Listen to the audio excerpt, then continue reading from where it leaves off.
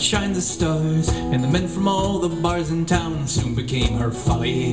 But I was not so quick to jump the whistle of Molly's train, for I was quite content to ride the rails of Rosie's trolley. But Rosie often showed her breath would pass out long before I left, and having her my one and only often left me feeling lonely. And try as I may try to keep myself from slipping, a candle used to frequent burn and must be kept by frequent dippings. And Molly, if you'll not have me, perhaps your sister will. If not your sister, I'll settle for her best friend Rose McGill. If Rosie turns away from me, I will not shed a tear, 'cause any time spent crying should be used for drinking beer. I said any time spent crying should be used for drinking beer.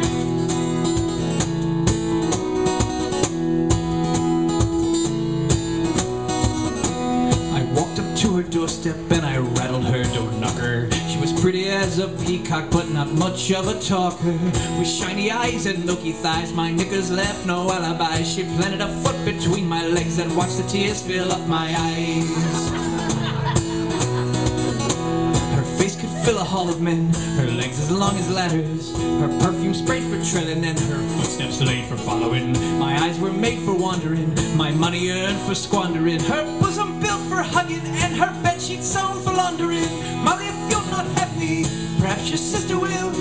If not your sister, I'll settle for her best friend Rose McGill. If Rosie turns away from me, I will not shed a tear, 'cause any time spent crying could be used for drinking beer. I said any time spent crying should be used for drinking beer.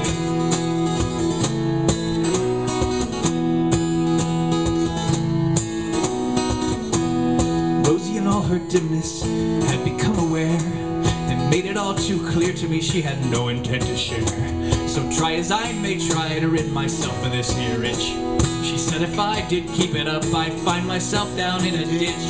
But for all philandering and all my many charms, Molly would not have me, much to my alarm. She said a simple sacrifice would be the way to her heart. So I jacked up on whiskey and I sawed off my left arm, and I dragged myself up to her doorstep on that fateful night, and I banged with my one hand upon her door with all my might. But when it opened up, she only stood and shook her head. She said, you brought me the left, but I must have the right. She said, you brought me the left, but I must have the right. Molly, if you'll not let me, perhaps your sister will. If not your sister, I'll settle for her best friend Rose McGill.